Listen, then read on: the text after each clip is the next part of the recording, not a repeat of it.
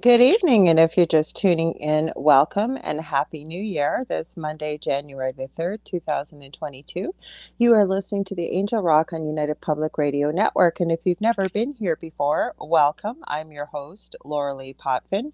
We are streaming to you live out of New Orleans, Louisiana, but we are the both of us on camera here are from Canada. I'm a Canadian psychic medium. I'm also a crystal Reiki energy healer, Akashic Records practitioner, spiritual teacher and mentor, and also a registered nurse. And with my show, people that are returning, by the way, I want to give you a huge shout out. We have a lot of people that tune in regularly, and we really appreciate your support. Thank you so much. But for those of you, maybe it's your first time here, I cover all aspects, I say, of the supernatural, anything from UFOs to aliens to the actual paranormal. But I also cover things like how to access your spiritual gifts, connect with your intuition, the power of positivity, manifestation, and things like that. And tonight I have my partner in crime joining me for the first hour. He's going to hang around for the second. But I have the Dell with me of the Delicious Recipe here on Thursday nights. Welcome, Dell. Hello, and thank you for having me here. Yeah, you woke me up, and I'm on the show. And he's on the show. And I do want to tell you guys, I want to give a huge shout out. He will be here in the next hour, Aage Nost. He's a good friend of mine. He is a podcaster himself with the lovely Nori Love with Broadcast Team Alpha. And he will be on tonight. We always have a great show when Augie's on here too, as well as Adele. So I was thinking about this. You and I did an impromptu podcast on New Year's Day. And before I go any further, I want to warn you guys, if you're watching on Facebook, we can't see the comments unless you're on United Public Radio Network's Facebook page. So we're not ignoring you purposely. So please come on over and join us in the UFO Paranormal Radio channel on YouTube, and we will be able to see your comments because we like to include what you say and make you part of the discussion. So back to what I was saying, we did an impromptu New Year's Day stream because obviously we live in the same house. We had a heck of a lot of audio issues, not sure if it's what we discussed or not. And we also did the delicious recipe together last Thursday. But I was thinking about this, and there were some things you wanted to talk about, and things like the Jesse Smollett case and the Ghislaine Maxwell case. Is there anything you wanted to add to that, Doc? Because we didn't really touch on that last Thursday or on January 1st. Well, it just seems that it was. Well, yeah, we talked a lot about the current situation of the climate of health in around the world and stuff like that. Yes. But those two cases, which were big cases, that like the Smollett case, happened just before the outbreak of the pandemic, and then it sort of really sort of faded away. There was nothing done for almost like 2.5 years or whatever. Mm-hmm. And the Ghislaine Maxwell case with the Jeffrey Epstein thing, there was a lot of talk that just dragged on forever. That it was really, really made quiet about. It wasn't really covered that much into the news media. Mm-hmm. And then it just sort of popped up again just around Omicron again. Mm-hmm. And now it always seems to be is that they say this a lot of times with media and in government a focus, and that when they're focused in so hardly on one thing, what they're focused in right now is this Omicron, which is basically the cold, but they're making it sound like it's the next Black Death Plague, sentence. Yeah. right? That's gonna just wipe everybody out and stuff like that, and it's just unbelievable the stuff that's being said about it there, but nothing's being really talked about this. They both of them were charged on 5 out of 6 cases or counts that they were charged on, so they're both charged 6 times for different parts. Mm-hmm. And now there's 5 out of 6, but both things are that their sentencing is going to go on till next or this year now, Mm-hmm. sometime. Mm-hmm. And so there's a proposed part with the Ghislaine Maxwell one is that she looks up to facing maybe 65 years in jail if she gets, I guess, the medium to maximum part of her sentence there. But they're waiting on there because the things that were discussed in there and all the files that are there could be implicating uh, major celebrities, major heads of I heard they business. were put under lock and key again, though, right after the trial. Like they were locked back Right. up again, But I sealed. guess the part is that they're talking about, and I don't really have. appreciate this one person there, but that Nancy Grace, but she had said that after hopefully that the files are looked at more seriously now, Mhm. and the people that were involved in it, everybody that's Because the involved Black in Book this. was released, you can find it Mm, on the internet. yep. So whether they're sealed again or not, Hmm. the one thing I did want to add quickly that I didn't get a chance to say to you before the show is there was something going across the bottom with the ticker tape, and it looks like Prince Andrew may settle with this young girl who kind of started the whole ball rolling with this whole thing with the Ghislaine Maxwell, Jeffrey Epstein, and I thought, isn't that interesting? Well, Because she was adamant she was going to go to court. that's what they always say about this whole thing, like the magic, the prestige, or Hmm. the magic trick, right? Let's see what this hand is doing here, but don't notice what we're doing over here behind Yeah. you.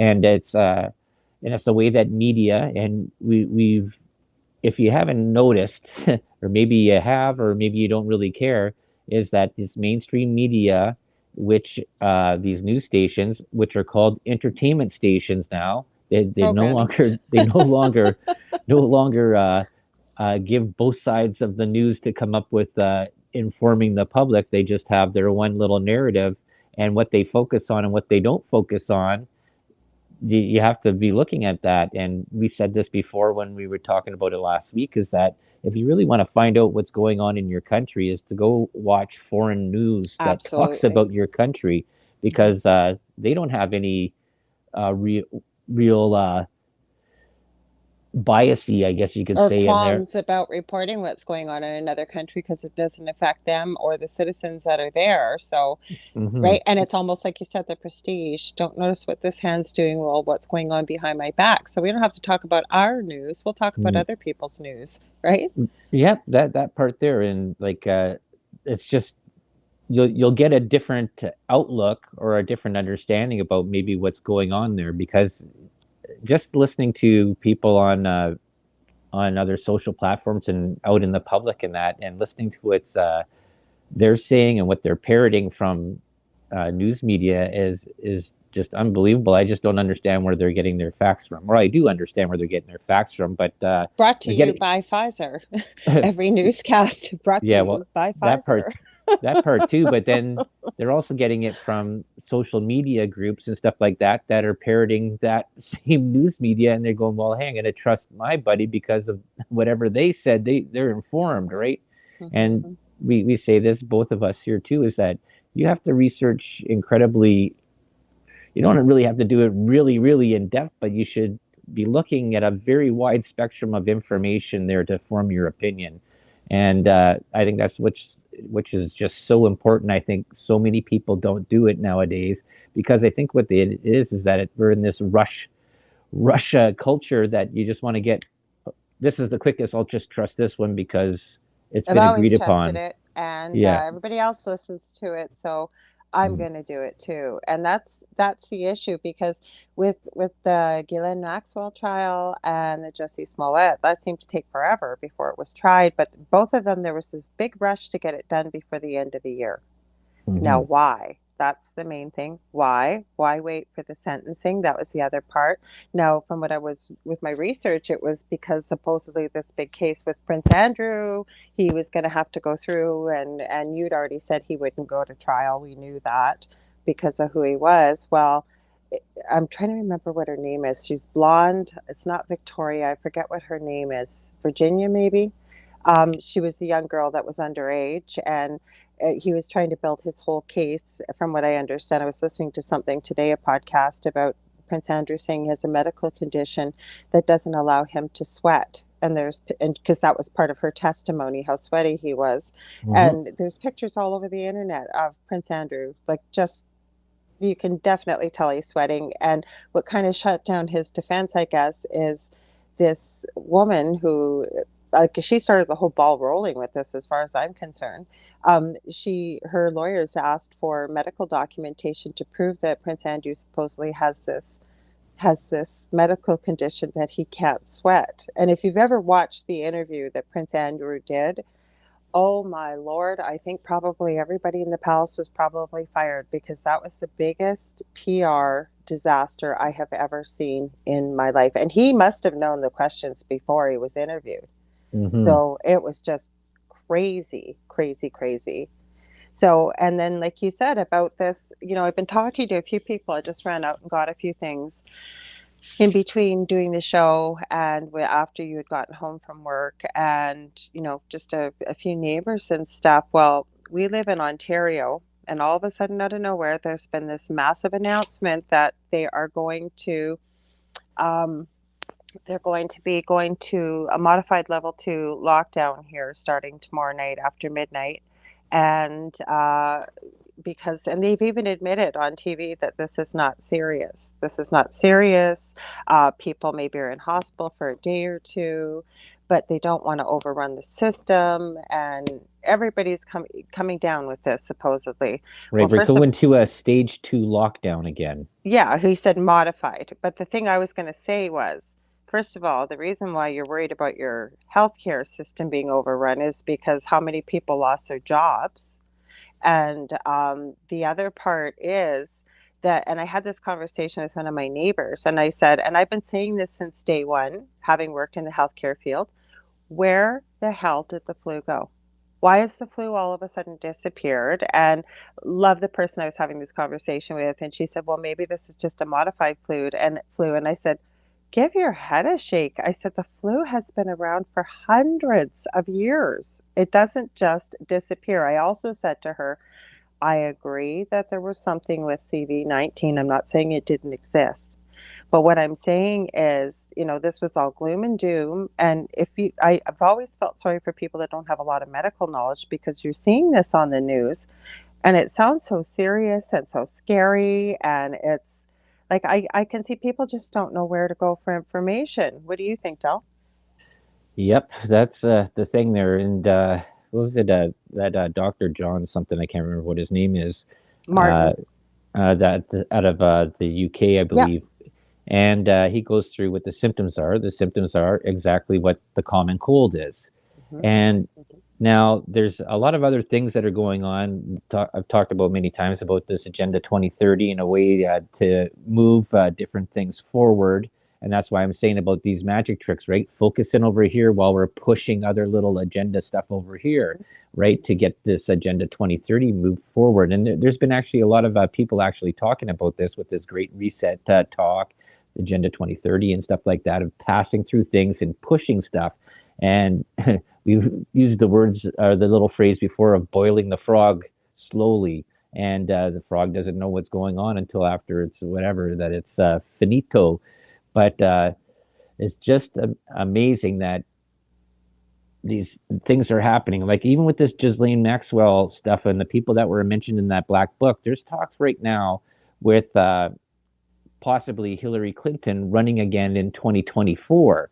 Well, the Clinton Foundation has been found with the pay to play stuff and a lot of uh,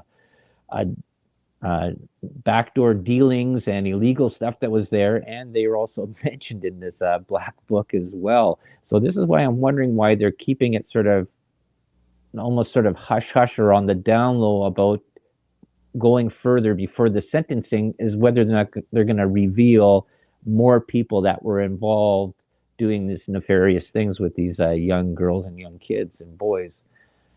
A lot of the names were redacted. I'm going to read a few comments of Shady D that's here. We also have a bird, Marcelia, over on, I believe, YouTube. I'm not quite sure. It says VOHFYI. I'm not quite sure. I think they usually post that. I'm not, must be something they use. I'm not sure about. Welcome. You're welcome to stay if you want to join the conversation. Shady D says, evening. She says, that explains the sweaty shirts with Prince Andrew. So it's a royal version of Let's Go Brandon. And then she added, I know 3 people that just had this variant. They got over it after 4 days because it was a common cold. Now, I know someone whose kidneys are failing because he was afraid and got his jabs last week. And I agree with you. Now, I haven't even had a chance to talk to Dell about this, but there's a funeral director out of the UK. I would think his name is John Mooney. And he's been in the funeral business for at least 15, 20 years. And he's been interviewed quite a bit on Stu Peters' show.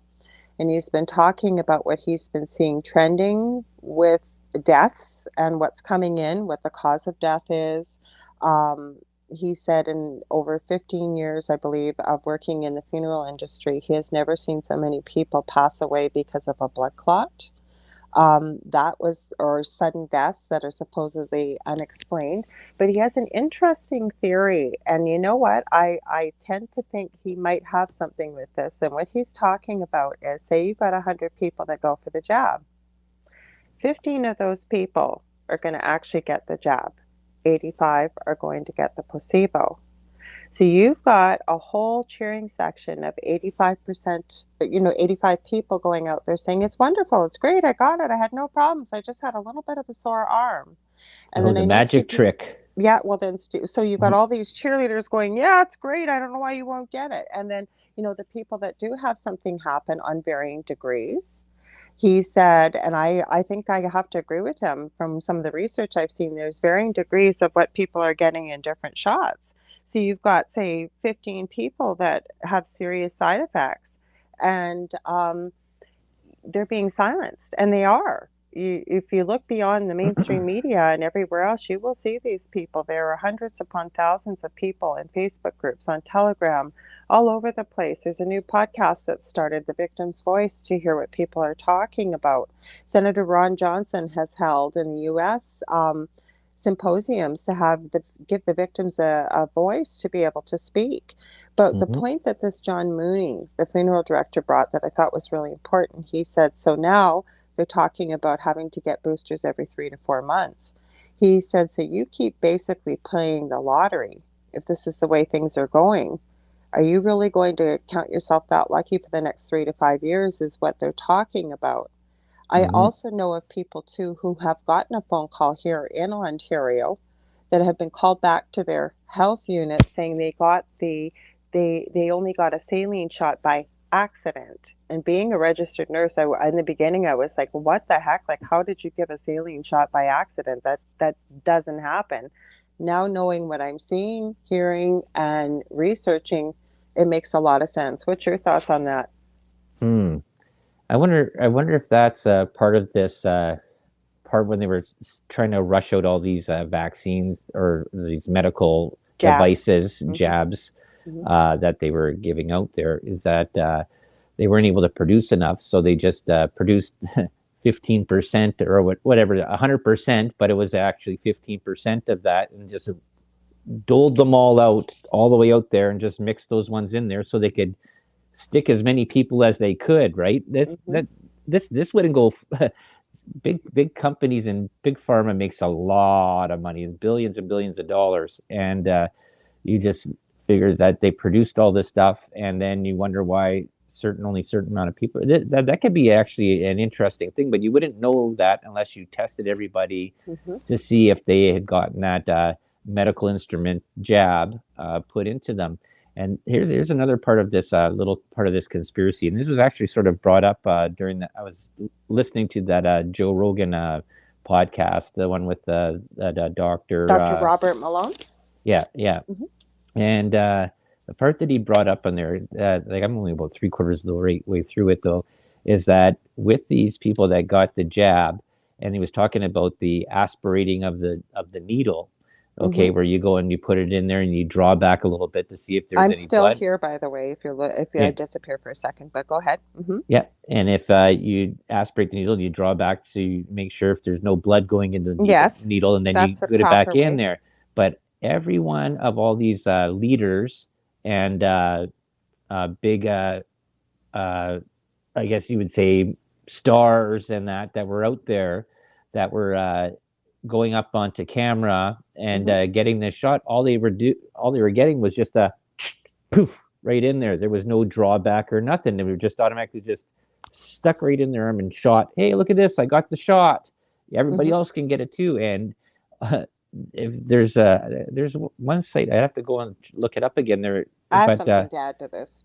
there was like a lot of these ones there that were showing that they just boom stuck in injected, but there was Hmm. no proper whatever you would say That there is the injection proper being done. protocol, yes, to drop whatever you are, flick where you see us nurses flicking it, pulling back, getting rid of the extra air. Whenever, and I've always been taught this, is when you do an injection, regardless of whether it's intramuscular or what have you, you pull back to make sure that you're not in a blood vessel and then you Right. inject. But what I was going to say, and it is Kamala Harris that I saw this. She had somebody in a white lab coat injecting her. I think it was her first injection. And I was watching this person going, what the heck are they doing? It looked like they had given her the shot, taken the needle, and they looked like they were kind of bending it on the arm of the chair, and somebody blew it up. It was a rubber needle, or the same thing. And I've seen many of these syringes out there. Some of them have had nothing in there. Mm-hmm. Um, so like I say that there's been, and this sounds, that's what I forgot to add. I prefer the name of truth seeking versus conspiracy theory, Mm-hmm. but these are things that are going on. And I have to say that, are you supposed to pinch the muscle? No, no, not for an intramuscular injection. No.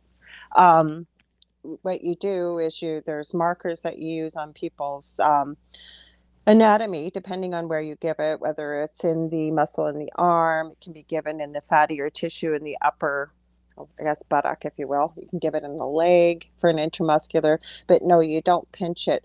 For a subcutaneous injection, such as insulin, you can, especially if somebody doesn't have a lot of fatty tissue. But no, you wouldn't pinch a muscle. Now, the other thing is certain medications can be toxic because some of it will leak out. So, another technique that you might use with an intramuscular injection is called the Z-track injection. I know if we've ever injected iron or things like that, and it's a certain way that you give it by moving the flesh over a bit. You don't pinch it, you just sort of move it, inject, and then move the flesh back so that it doesn't have any leak through into the extra tissues. So, but no, no pinching. And I don't know if I agree with Dr. John Martin. Of course, I'm not a doctor, but yes, proper protocol is to withdraw on the syringe. But part of his theory is why some people he feels may have had reactions is they get this immediate metallic taste in their mouth. And he says that's a sign of being injected into the, the blood, the blood circulation, if you will, because there's not major vessels, close to the skin. It's usually capillaries and things like that. And he feels that that may be a contributing factor to reactions. I can't agree with that because, that's not going to be a reason for why people are having, say, anaphylactic reactions or major allergic. Same thing as anaphylactic. And it just doesn't make a lot of sense to me. Could it happen? Possibly. But I think we would see this more commonly because his theory when I was watching was if you get a bit of blood after you've done an injection, then there's been some blood vessels that have been damaged. I'm sure anybody that's had an injection out there, so you've had surgery or whatever, and you've had an intramuscular pain injection, a lot of people get a little bit of blood afterwards, and you don't have those kind of reactions. So um, it was certainly an interesting theory, nonetheless. I'm just going to read Shady D's comment. She said, I heard the serial numbers ended with either a 1 or a 0, your two favorite numbers, Del. Yes. And if it got a 0, then it was placebo. Have you heard anything like that? I haven't, but what about you, Del? Have you heard that? Nope, I haven't heard. I haven't really been following up heavily into one particular part of all of this, so I'll look into that a little bit more there. Yeah. That's a great one there, Shady D.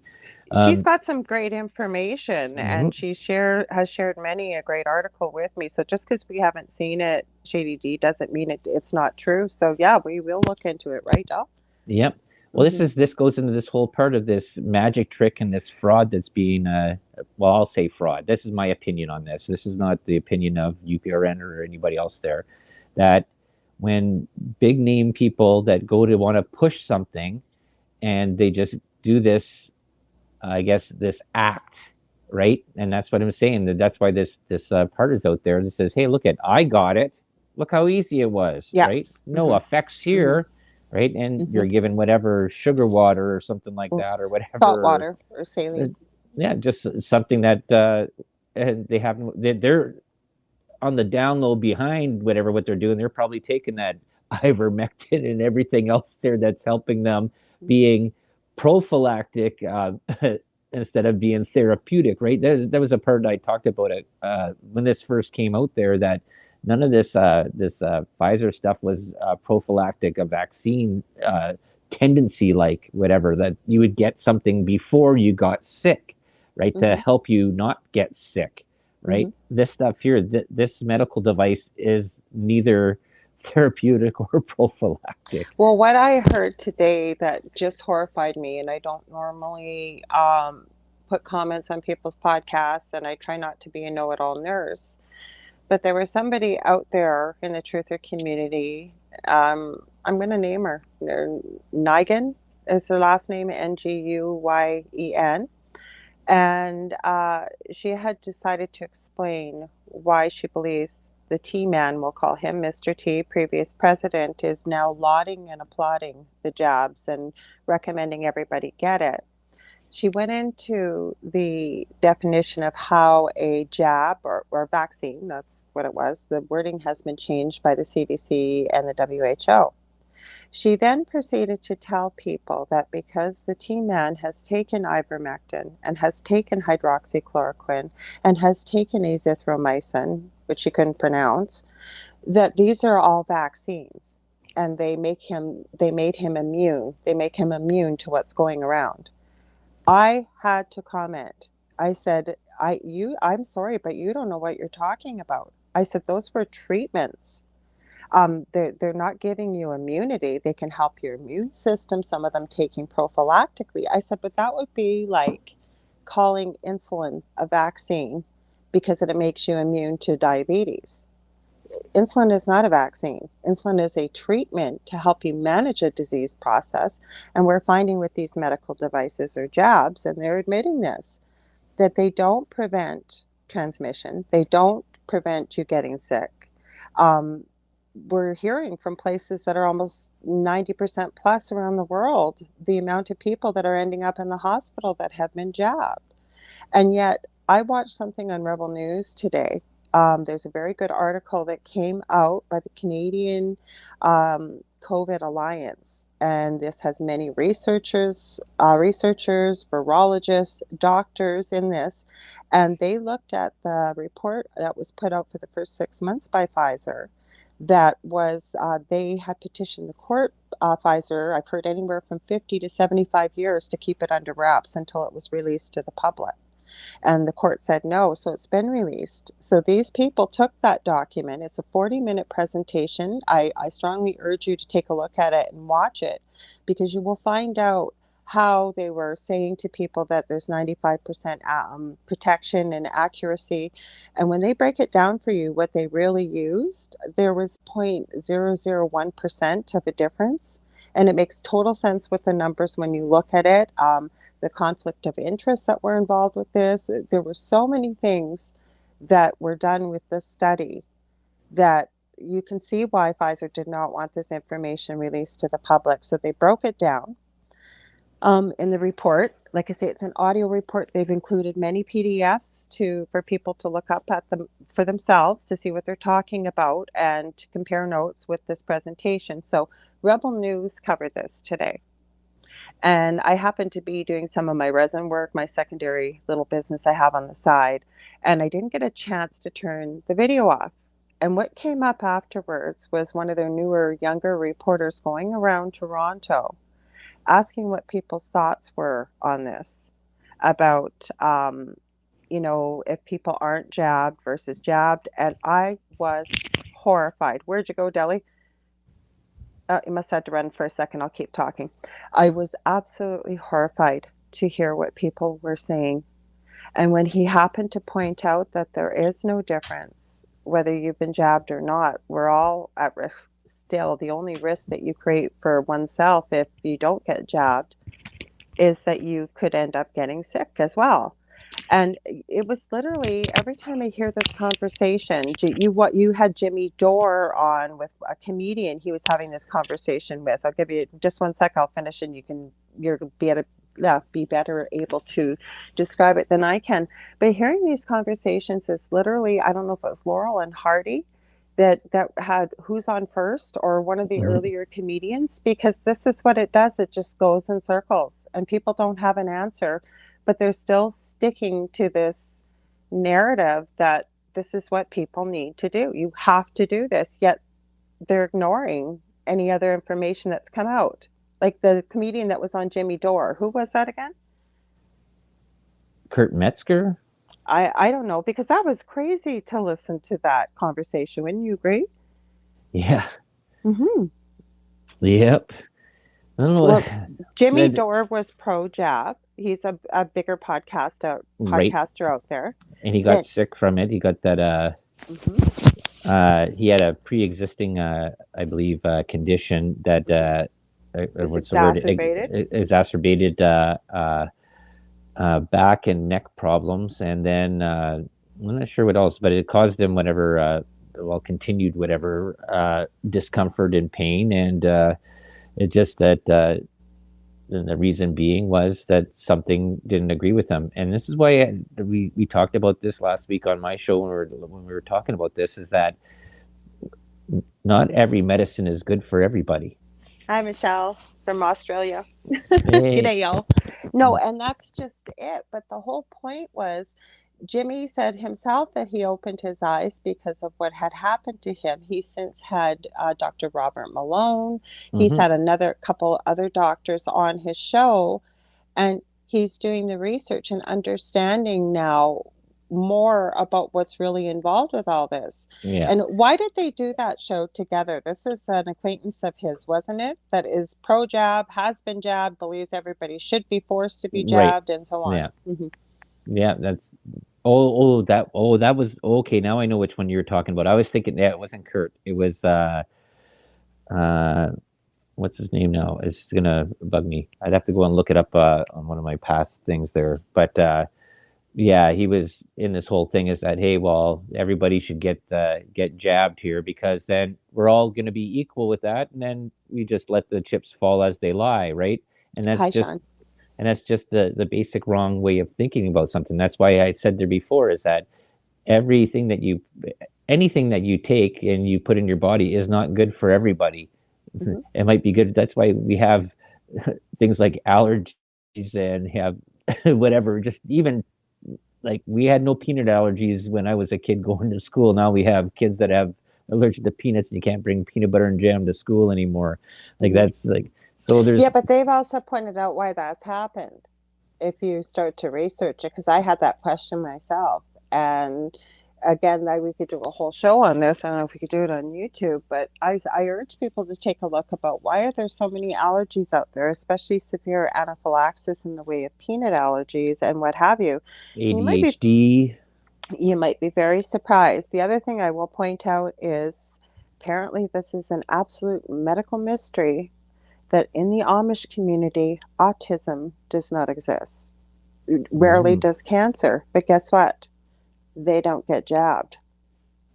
So I guess we could do the math, because I'll tell you right now, I have, most of you know, I have a son, adult son with severe autism, Delsa's stepdad. And about 35 years ago, it was 1 in 10,000 boys diagnosed. And depending on where you live globally, it's between 1 in 38 and 1 in 52 children born under the spectrum. And they propose within the next 10 years, one out of every second child will be born with that diagnosis. Now, mm, when it's not in your field of your vision or in your bubble, as Del and I say, there's too much to think about or worry about or focus on in the world. But when you start thinking about one in every second child could be diagnosed with this, this is a severe lifelong disability that does not go away. Who's going to care for these children? Who's going to look after these children? I mean, I don't even think we're even mm-hmm, prepared for something like that. And that's just one thing. There's all kinds of things out there like that. We've got Sean from Chasing the Truth.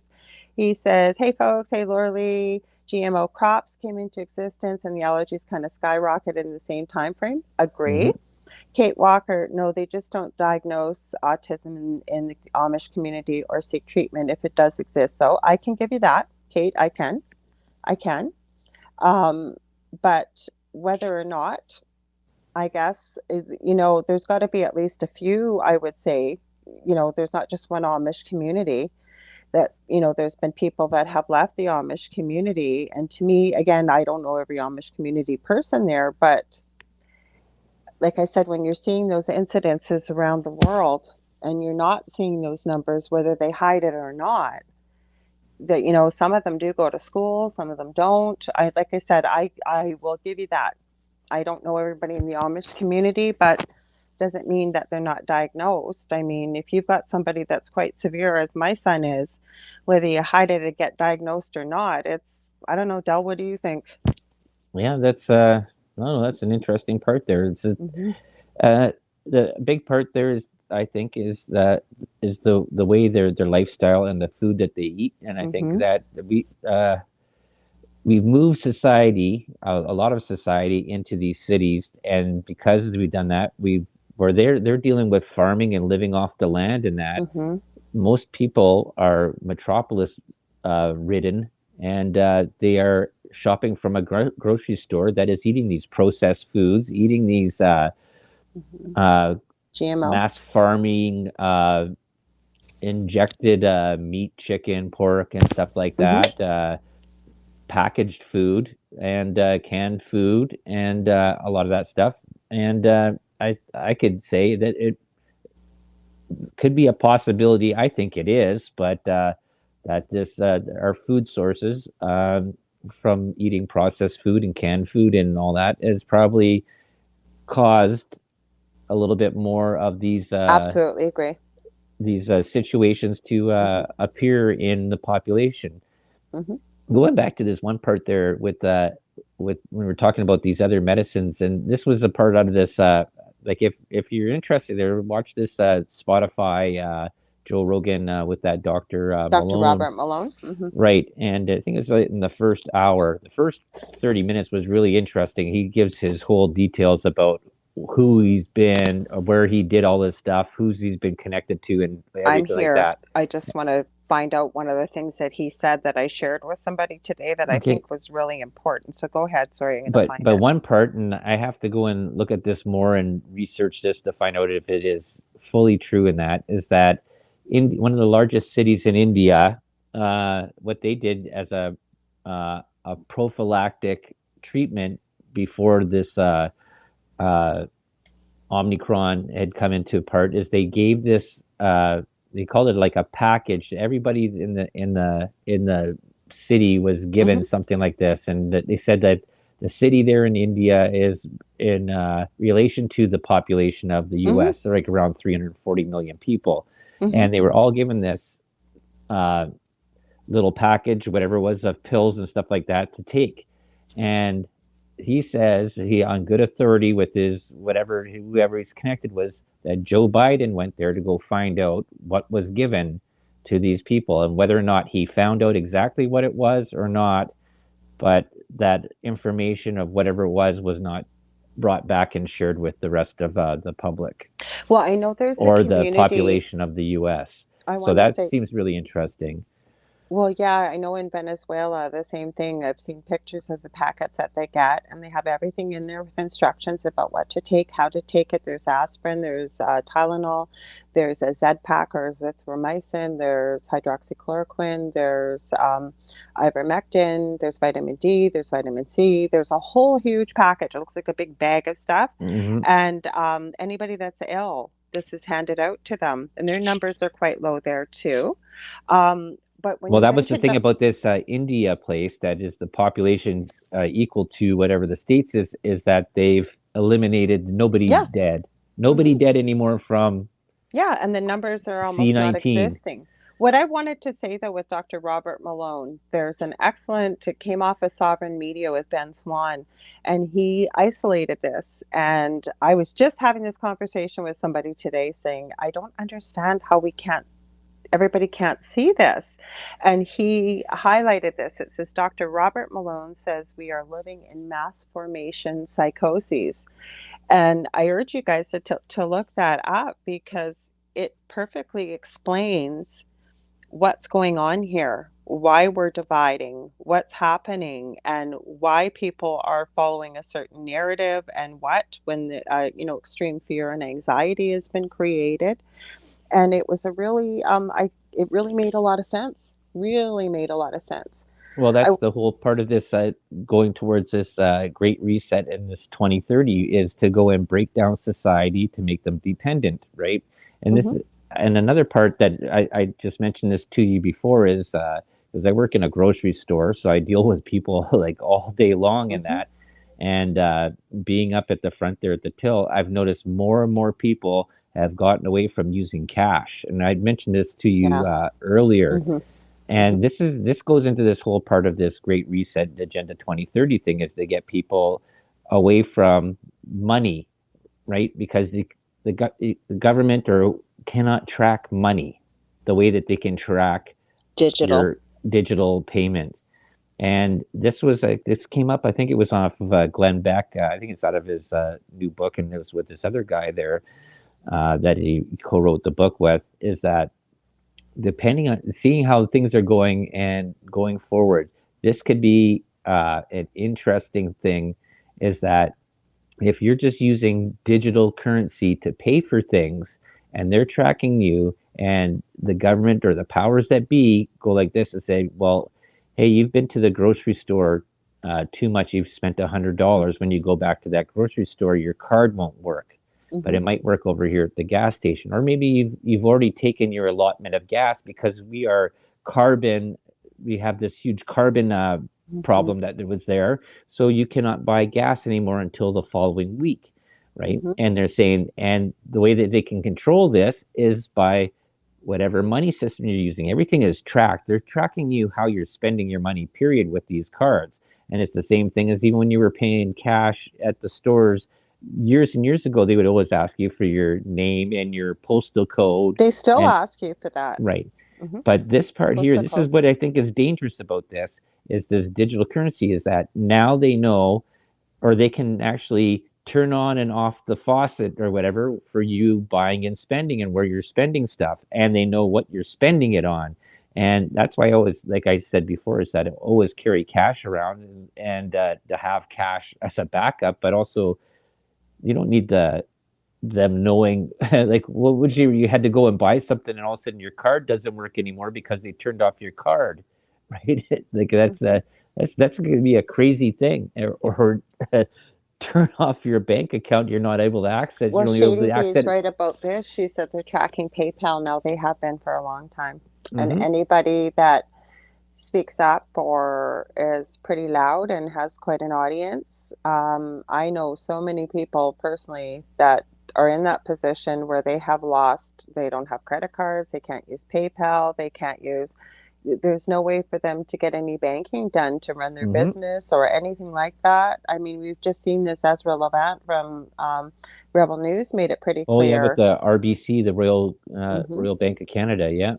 Yeah, Hmm. they've denied him A mortgage. mortgage loans, yeah. And not because of not be the bank wanted to give him the money It was, yeah, in JT and Calgary. the Sunshine Band, yeah. Yeah, it was because of his political views. They've made it pretty clear. Mm-hmm. So this is the thing, though. People aren't aware of this, but you got to realize, like, and you kind of, I've even seriously looked at satellite phones, but they're so expensive.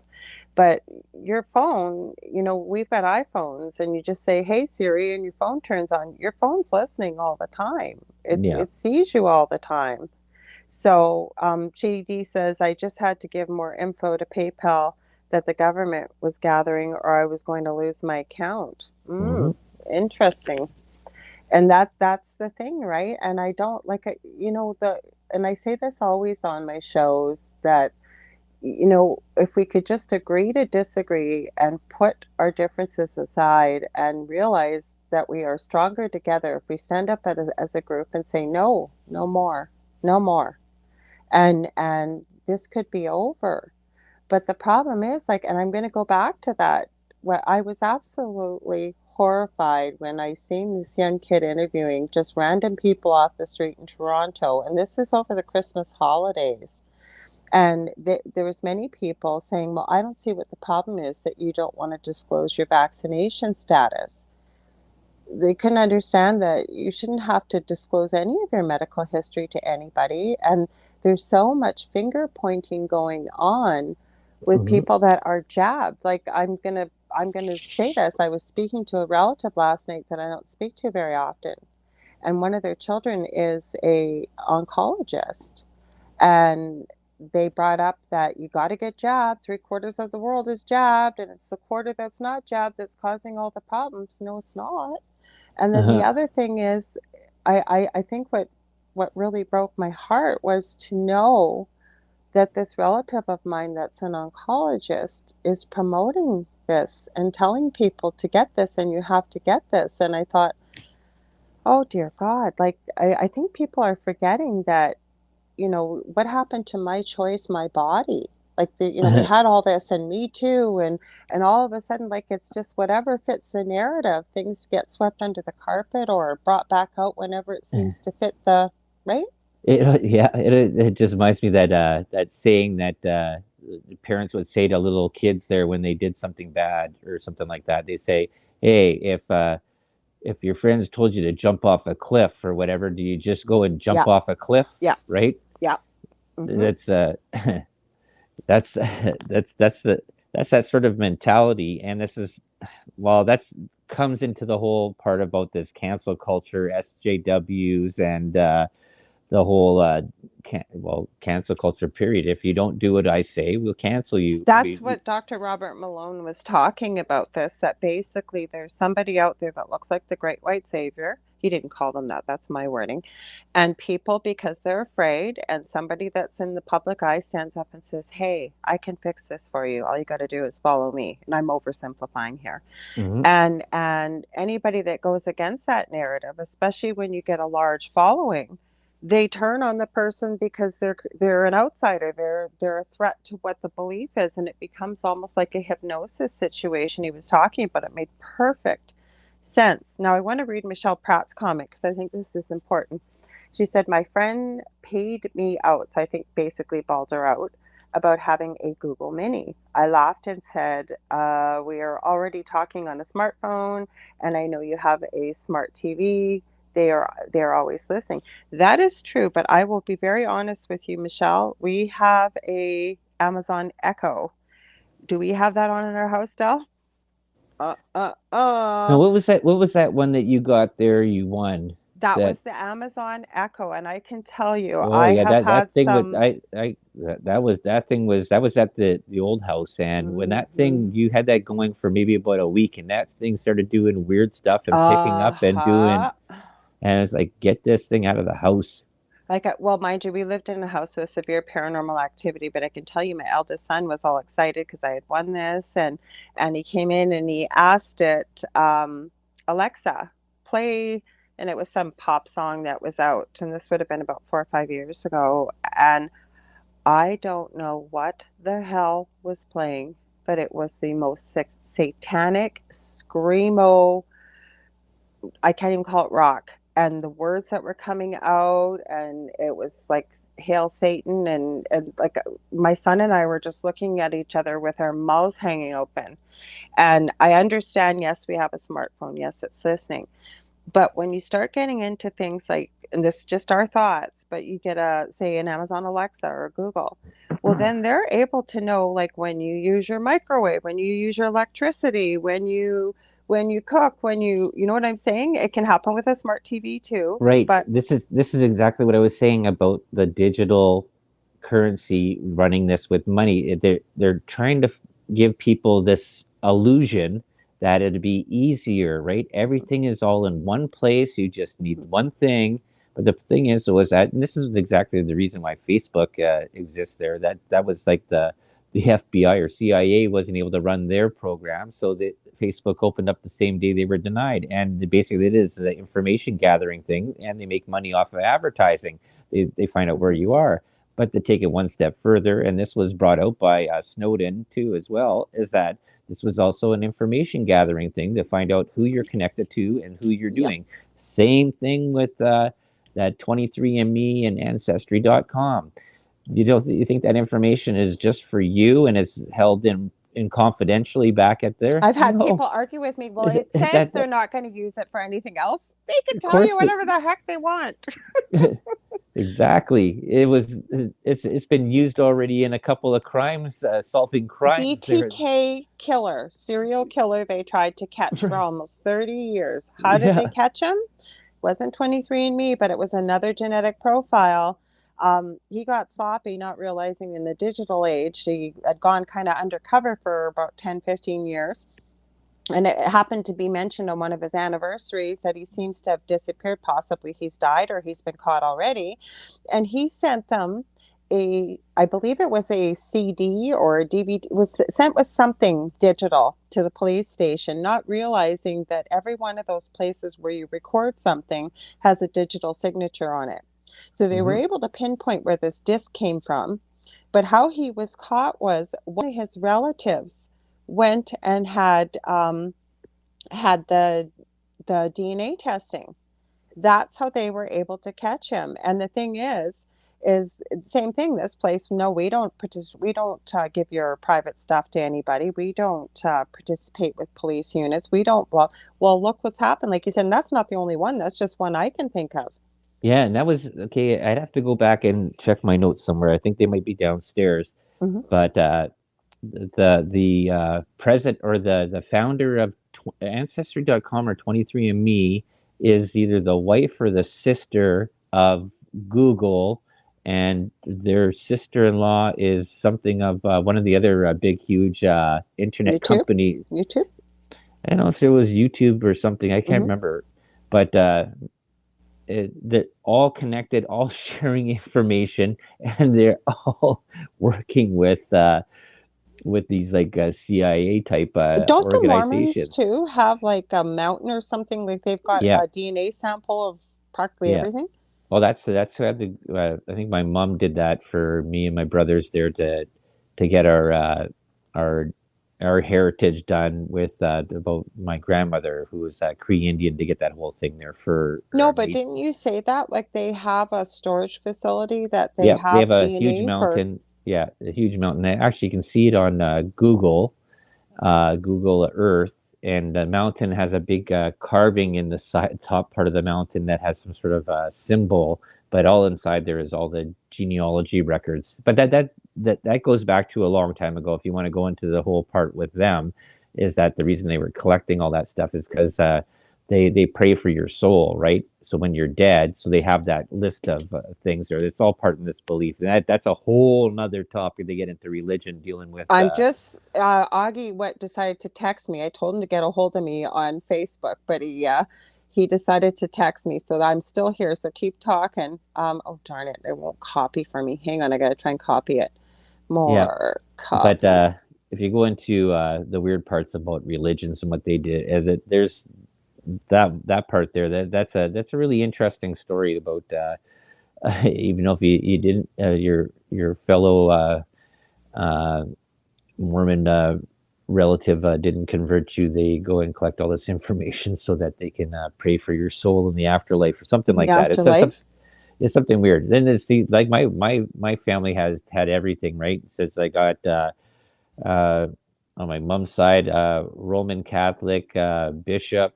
We got well, just even with my mom, their Pentecostal church, but it also was in the United Church. And then my dad's sister, Jehovah Witness, and my mom's sister was Mormon when she was alive, Yeah, right? you guys all had quite a mixture there. I wanted to Yeah. add So something. I've dealt Okay. with a lot of different religions Hmm. and stuff like that, which is sort of interesting. But I yeah, wanted to add something here with Shady D says she has to head to bed. Have a wonderful night. So thanks for joining us. Great comments, Shady D. But Michelle, I wanted to add something.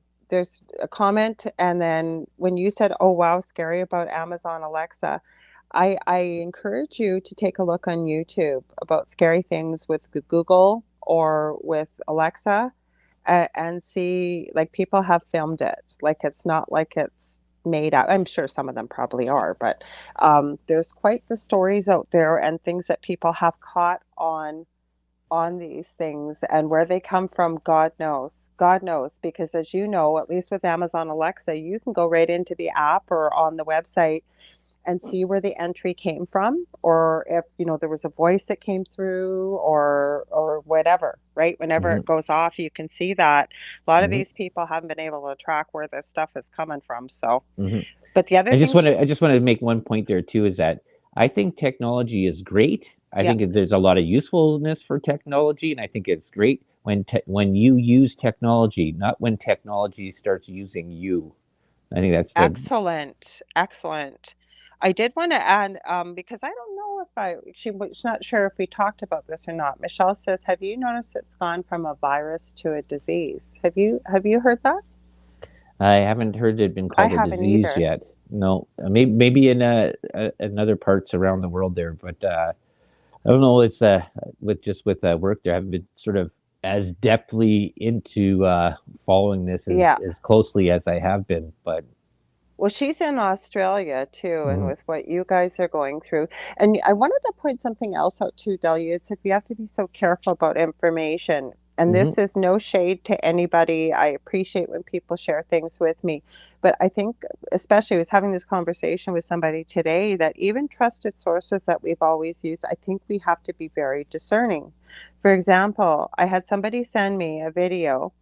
It looked like two guys dressed up in naval uniforms, except they were in this like trolling boat through the marina in some part of Hawaii.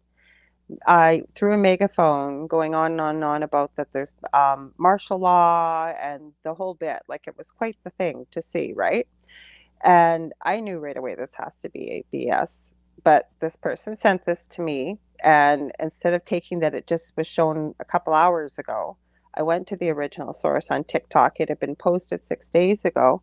Well, I have a good friend that's in Hawaii, so I sent this to her and said, I'm guessing this is BS. And of course, she wrote me back right away and said, absolutely, there's no truth to it. But this is what happens, right? And we all make mistakes when we send stuff out, but I think we have to be so discerning nowadays because it's, especially when you get somebody that maybe puts a fair amount of truth with some lies or vice versa. mhm. So you really got to be careful. I don't know, I what's your thoughts? Yes, I totally agree, because this is the danger about social media and Mm-hmm. reacting to posts Be right out right of the back. way without getting the full amount of information. I was watching this one incident that happened, and I think it was somewhere in the States. I think it was at one of the universities. I'm not sure if it was ASU, Arizona State University, or not. Right, And it was a multicultural center that was there.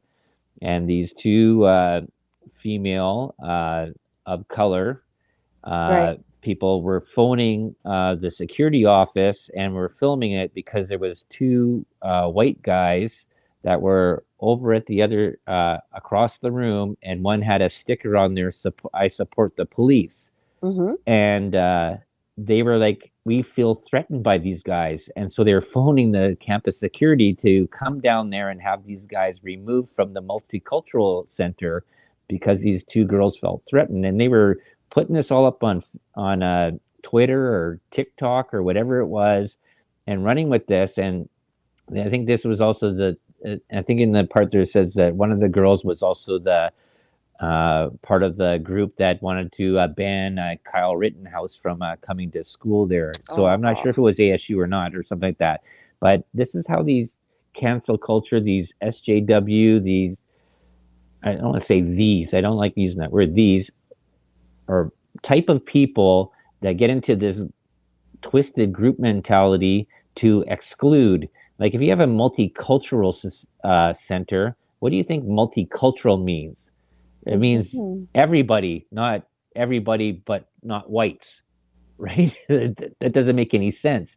But that's how this programming of being the school, or this it just this thought process is going through people, which is causing a bigger divide. And these are all tricks the OSF that uses anyways, and that's why they put they pay for these people to get put into power. And this is what your kids are learning in school. Well, that race, is it critical race theory? That really scares me with the Oh yeah, things I've yeah. been seeing that's being taught. And you guys, if you've got kids in in school, I strongly urge you to really be having a chat with their teachers and finding out what their curriculum is because Yeah.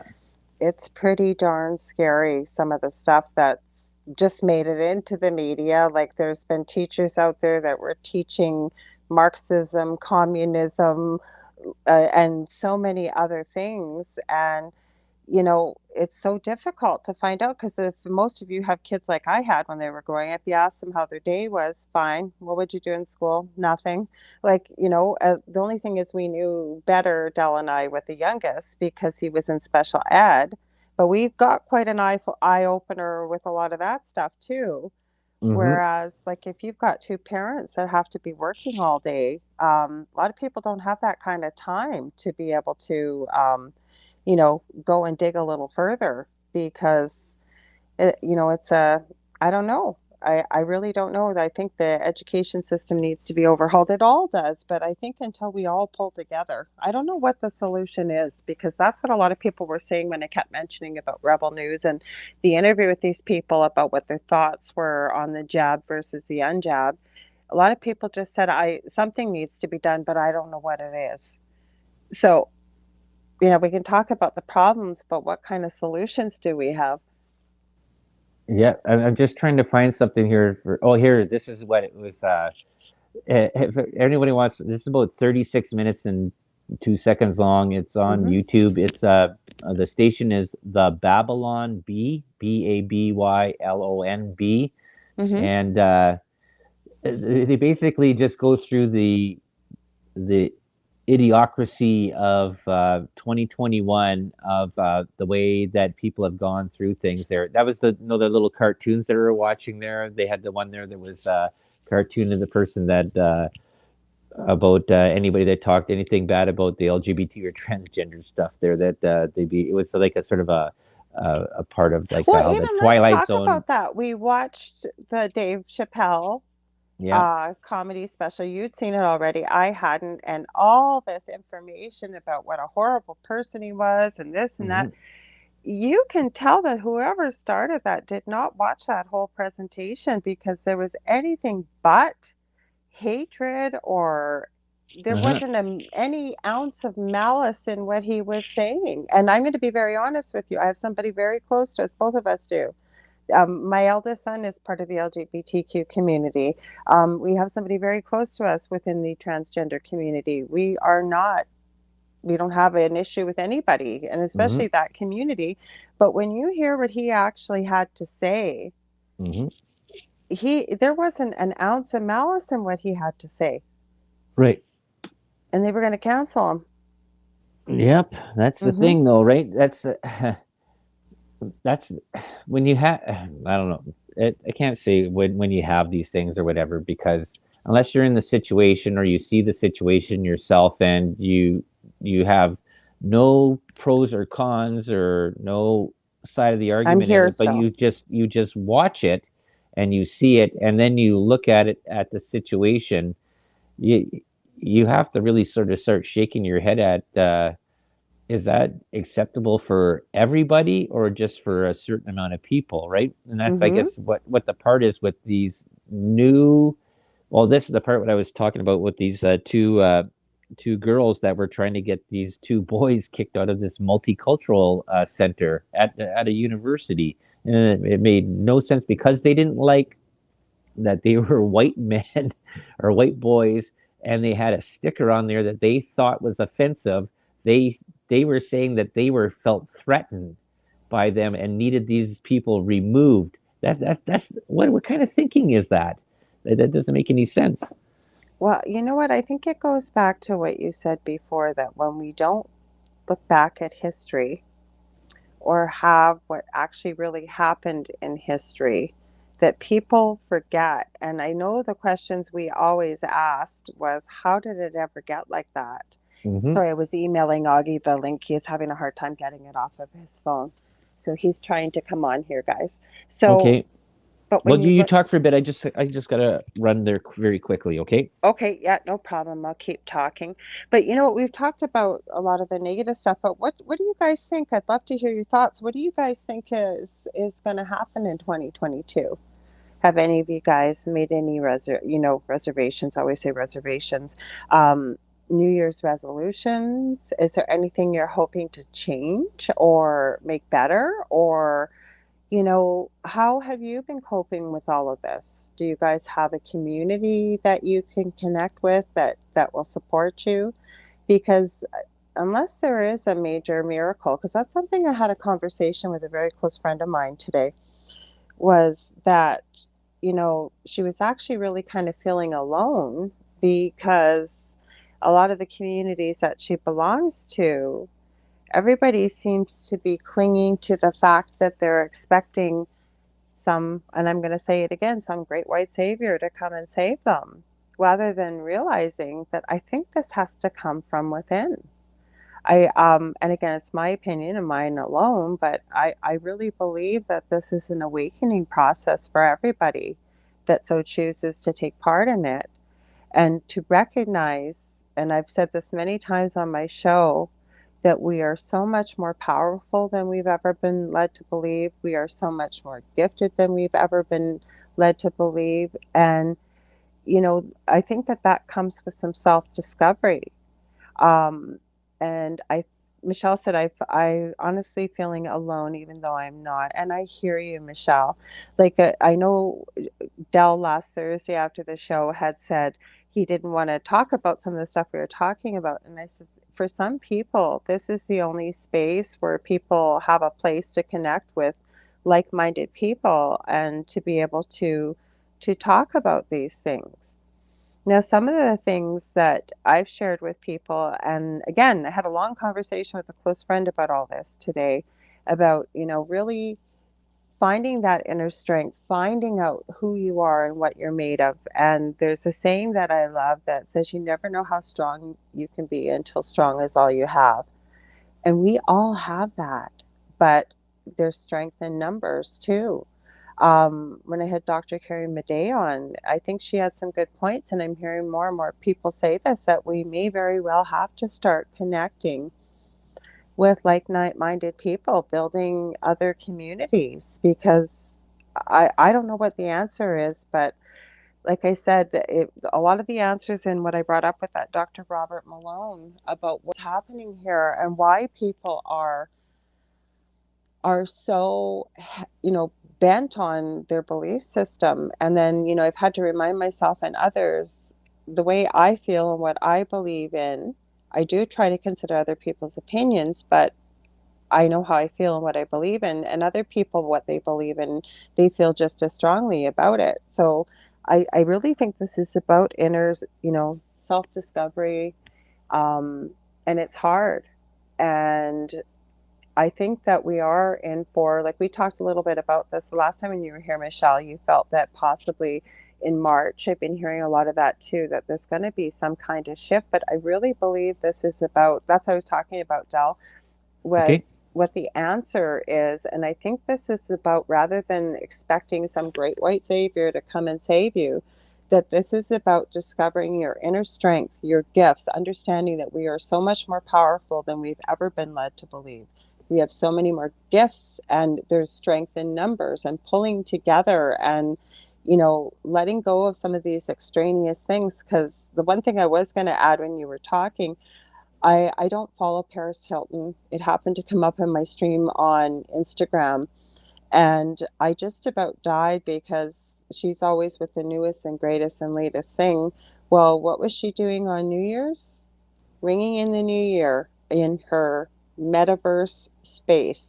So she's one of the first celebrities I've seen that has pulled that out.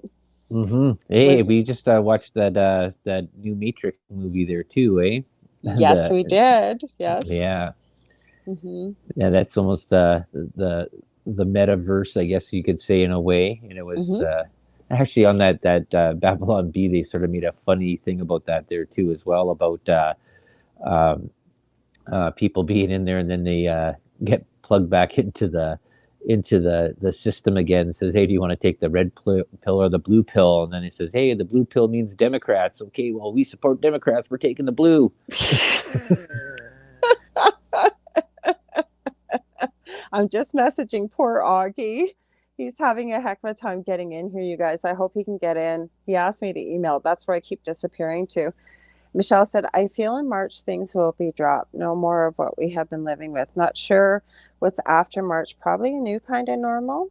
Well, I hate to be, I'm not trying to be negative here, but I've been seeing a lot of people talking about this, and I tend to agree.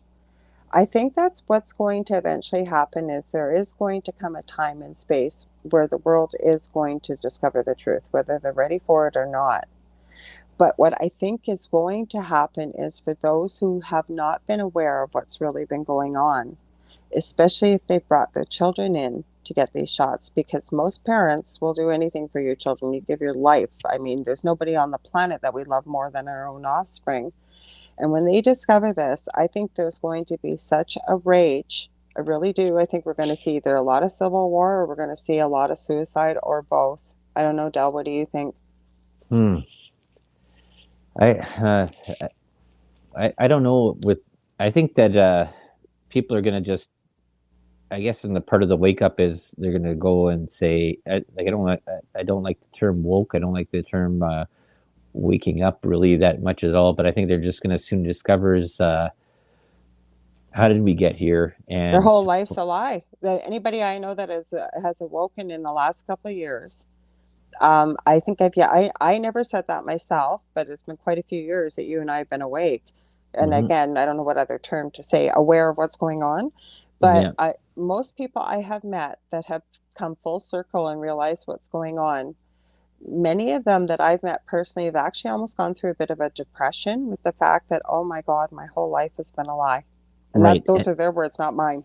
Hmm. And then you have to look at it from a different point of view. There is that you have these kids that are growing up and being propagandized in school and being sort of put like another brick in the wall or put in line to follow through. They don't know any different. No. They accept because this is how it's always been for them.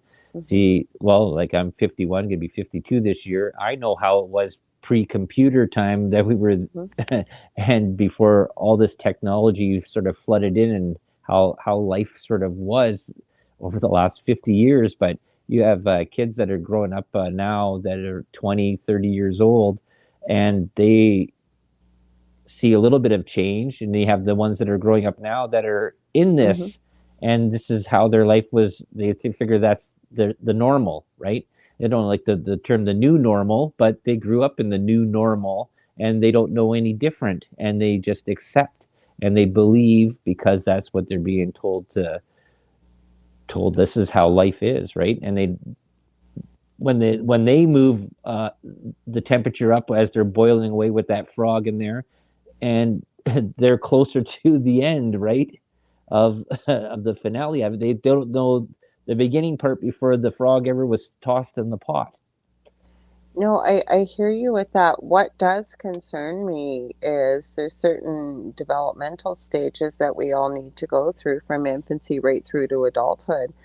And you think about all these children that have been raised with people having masks on. I mean, how do you learn how to read facial expressions? Even, a lot of kids learn by watching somebody's mouth while you're speaking. You don't realize a lot of us do that. Mm-hmm. And Well, just even think of that part you just said with the metaverse there, where people are just plugged into that part. There is that you create your own avatar in what you believe that what you are, whether you're a frog with a rabbit tail and cheetah legs, people are buying real right? estate in the metaverse already. They're Yeah. buying real estate. Like I didn't, obviously, I had no interest in going to Paris Hilton's New Year's Eve party, but I would not be surprised if she has bought some kind of real estate in there because this is what they're saying. People with money are going in there. Yep, they're I buying mean, real estate. Yeah. yeah, so it doesn't even exist. So why are you paying for this? Hmm. I Well, that don't comes get into it. this whole part of what to spend money on, right? What is important? We think we talk about before, like what's the law of threes? What's more important, water or gold, right? So now you're Water. right. So now you're putting things into the part of a make believe matrix, as you would say, metaverse that Hmm. doesn't exist. Period. Someone asked to put it into that part of like that Ready Player One scenario where everybody is spending all their time just plugged in with their Oculus on, and they exist in the character that they created in this fake reality. Well, look at that movie Wall-E. Like that movie Wall-E, if you think about Oh it, yeah, like yeah.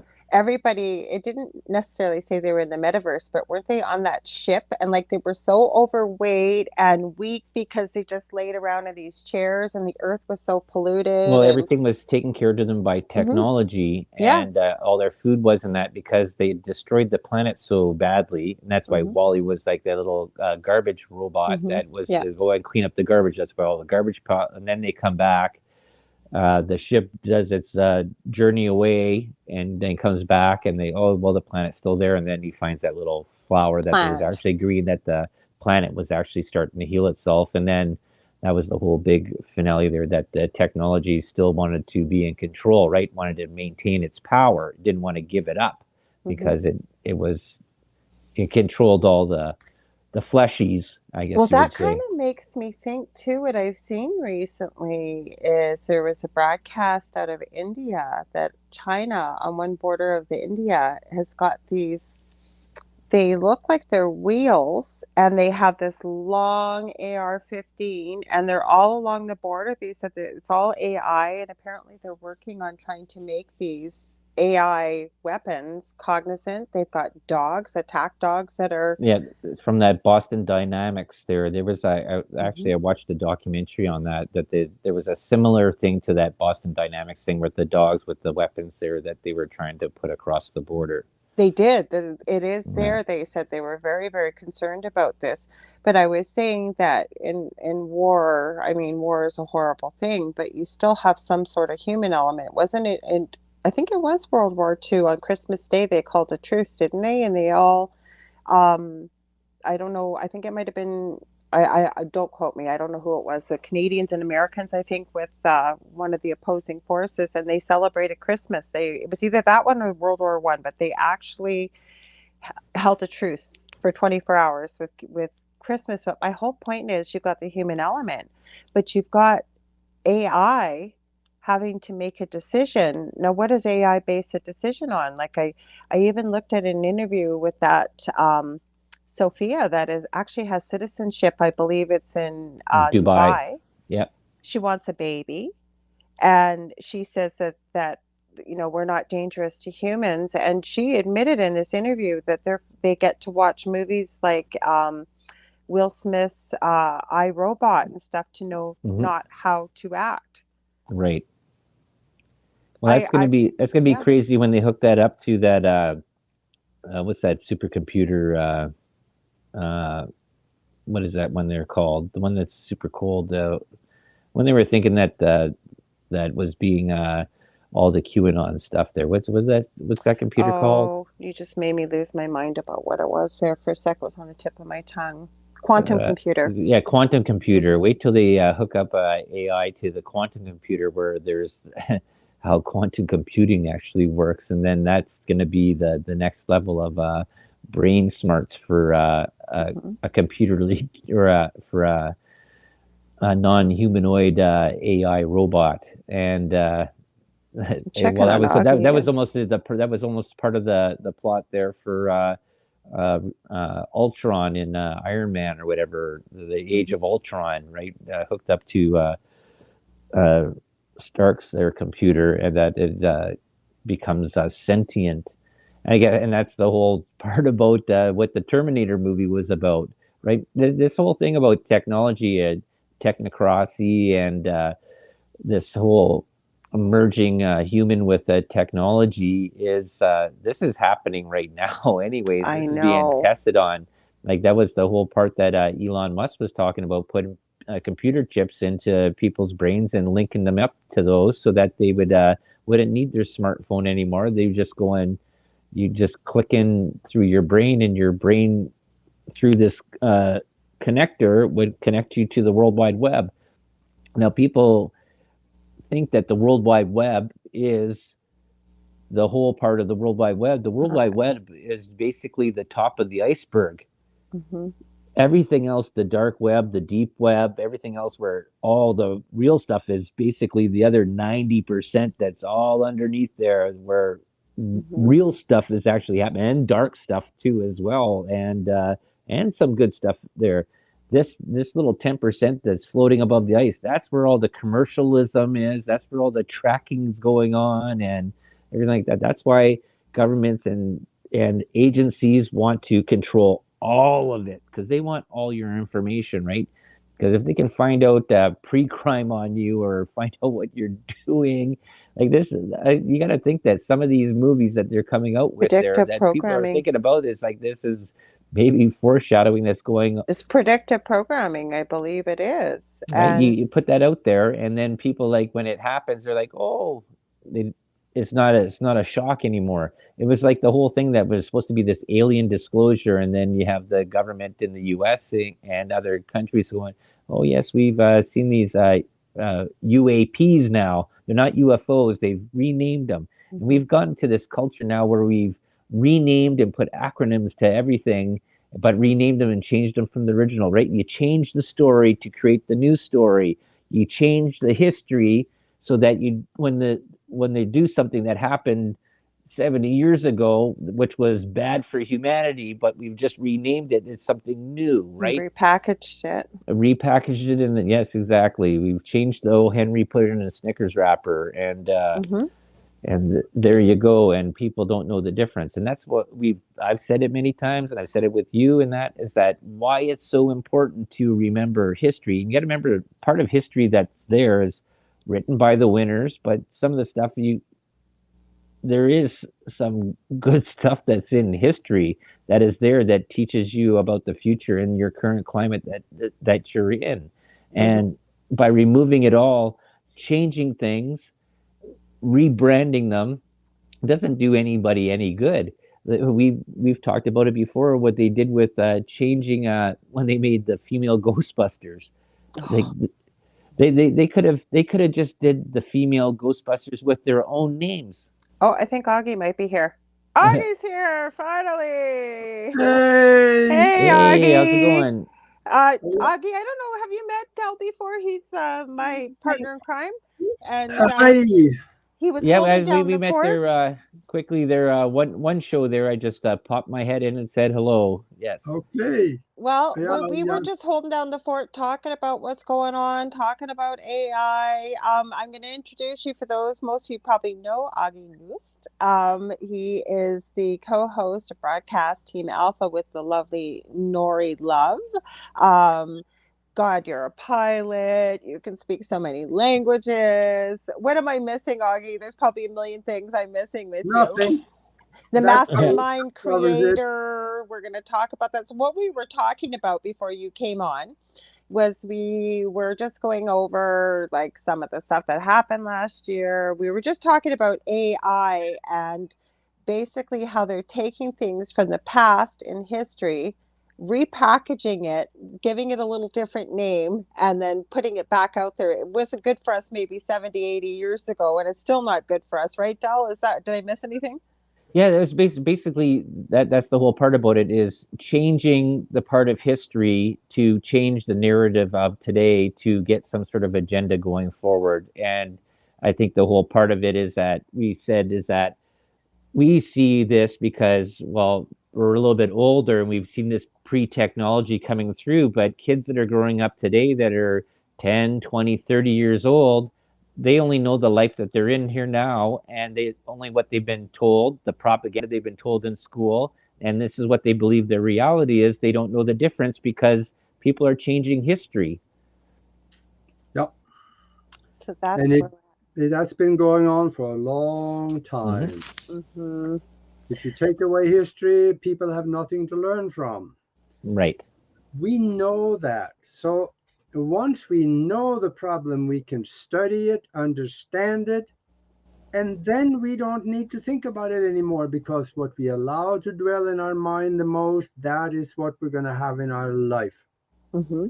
So we need to change our thinking a little bit now. I bet a whole crackpot full of people is ready for a brand new beginning this year, 2022. That's why I asked you to come on, because we knew when. I'm glad you were able to connect, because I was hoping, like, we've talked about many of the things that are happening. We've talked about what's going on, but I'd like to leave people with some solutions. Like some Michelle, who's from Australia here right now, in the comments has said, I'm honestly feeling alone, even though I am not.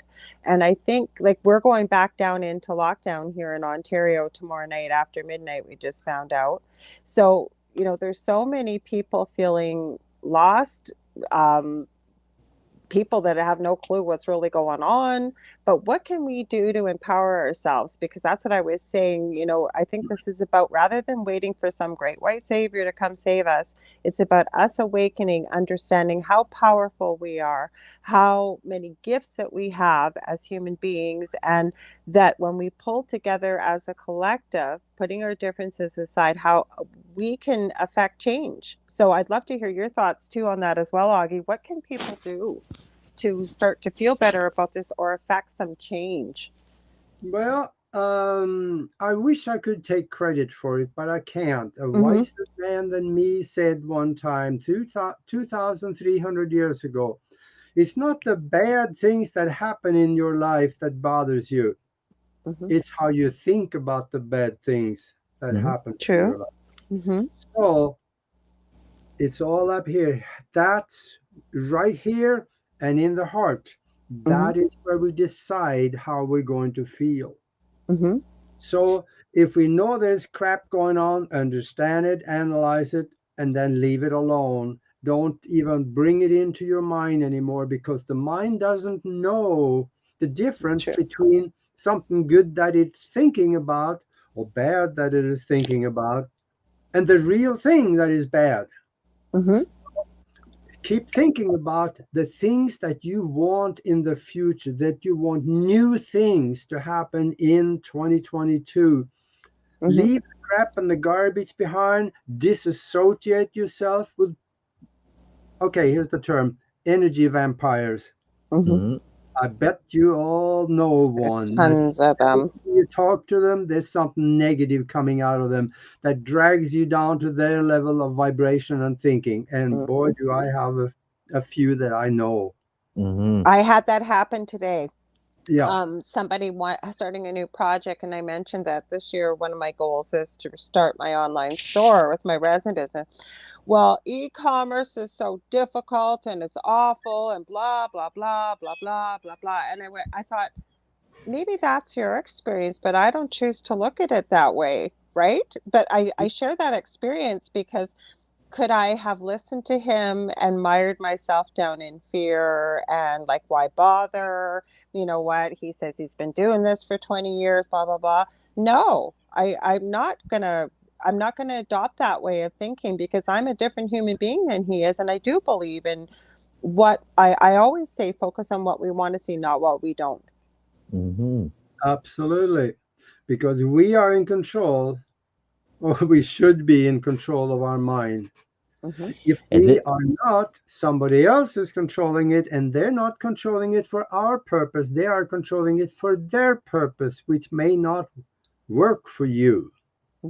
Mm-hmm. So spend some time in meditation. Hmm. And here's something that everybody should take heart to, and that is know what you want. Half the Hmm. people in the world, they say, well, yeah, I'm just living my days, whatever happens happens, and I guarantee you it will happen. I think Mm-hmm. Dell was going to say something. What were you going to say, Dell? Yes, no, this actually goes into what we were saying, and then just what Augie is saying there is that I'm wondering why this push is for people to jump into the metaverse, to get in there and to plug into this fake reality. And I can understand this. We have a lockdown that's happening again here in Ontario, and people are being isolated again. Isolation was the worst thing that was happening beforehand, where people were feeling depressed and sick, and there was suicides happening. Now you have this Paris Hilton that's like, hey, spending New Year's Eve in the metaverse. Come and join me. Come and party with me. fake reality. You're giving your energy away to some other vehicle that's out there, and you're in a make-believe world that you think is better as you waste away inside in the real reality. Yeah.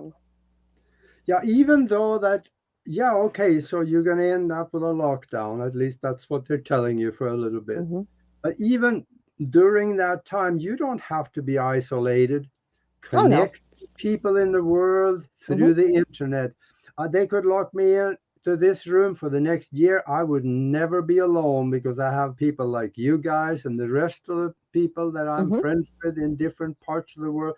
Yeah. I spend a lot of time on my phone talking to people Yeah. in many different countries. There are days when I spend talking 3 different languages from different parts of the world. And I enjoy that. That's why I could call them on the messenger and stuff. No, I prefer the phone because I have control of that a little different, and it's a little more personal somehow. And I like the phone. So you can, even if you're locked in your room somewhere, to stay there, you have the whole world open to you to That's what I associate. always say, the whole world at your feet. I do want to do a shout out to people in the chat here. We've got Luis Carlos that said, hey, Sean, because we had Sean. He's been kind of quiet, but we had Sean from, sorry, Sean, I'm going back, Chasing the Truth. And then we've got Luis Carlos. He said, everyone looks so tired. I'm not tired. Are you tired? Well, Del might be worked all day. How about you, Aage? I couldn't hear the last part of that I said, segment. are you tired? Luis Carlos in the chat says you guys look so tired. I'm No, not no, tired. I've been on the He's I've been been on busy. since like 8 o'clock this morning. So I've been 11, 13 Oh, hours now. wow. Wow. And then he says, oh, you guys from Canada. We're from Canada. Augie is from Arizona, and we're broadcasting to you from New Orleans. And Dave Petrella says, hi, everyone. The metaverse is the artificial golden age because that's what the age of Aquarius is. And then Carlos says, I'm here too. Or Luis Carlos, sorry. And then Dave added, the real golden age is on the opposite side from Aquarius in the age of Leo. And Luis Carlos also added, yes, long day at work. It's good to hear you folks. I'm glad I found you. We've got somebody else posting in a language I'm not quite sure what it is, but welcome everybody. Please join in the conversation. So, what's your thoughts about that? Dave's an astrologer, and I don't think I've really heard about the age of Leo. I don't know. You guys, have you heard anything about this being the false golden age? Well, I know with the Egyptians there, that was the whole part with the Sphinx there that was pointing towards Leo constellation, and that's maybe what he's maybe talking about there. And yeah, well, who knows what's good? There's this whole wheel about the Golden Age, Silver, and Bronze Age that goes around. I guess you would say the wheel of whatever I think whatever 36,000 years or 46. I can't even remember right now. I am and I going am a little to. bit tired, so I worked all day, and then she woke me up just before we came on I here am earlier. going So to I'm stop this for a sec because there are people that are going to need help here in Canada. I just got a message. I'm going to read it to you guys. This is from Quebec. SHIT is about to hit the fan. The fan army is in Quebec.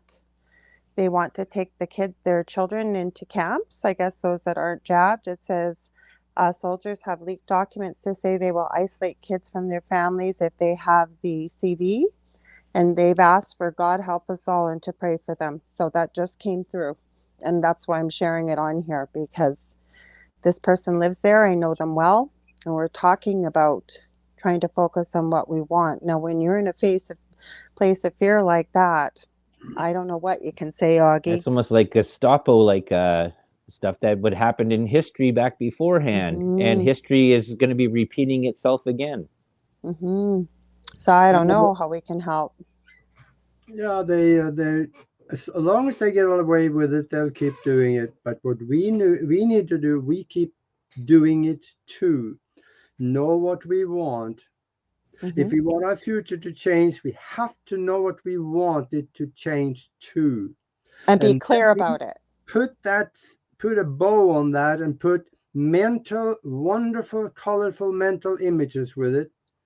We fill it with emotion for already having it and having the benefits of it. We have to develop that feeling. That's how we communicate with the universal mind. And then fill it with love for everybody around you enjoying the benefits of what you want. Hmm.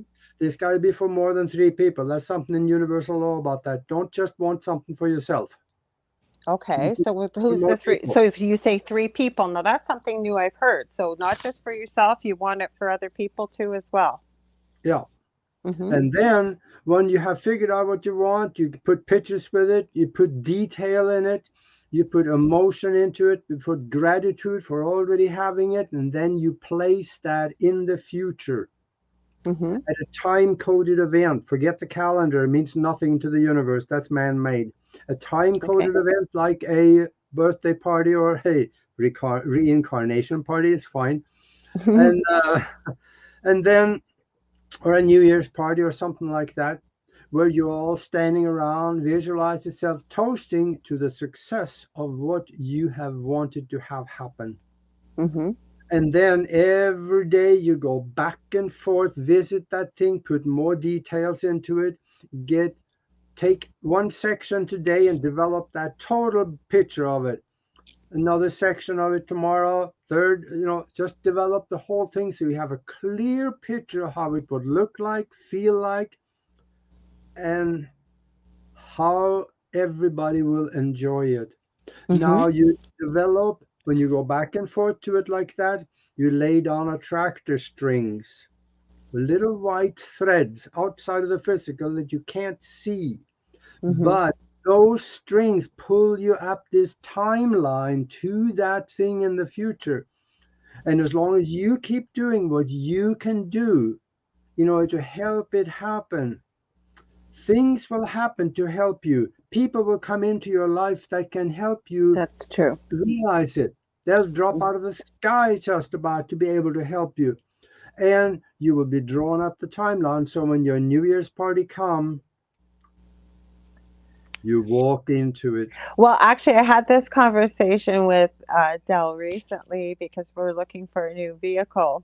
And I said probably in February, end of January, beginning of February. And I said to him, one person it works with, but two is even more powerful. But we got to be very clear about what we want to manifest, what it looks like, what we're looking for.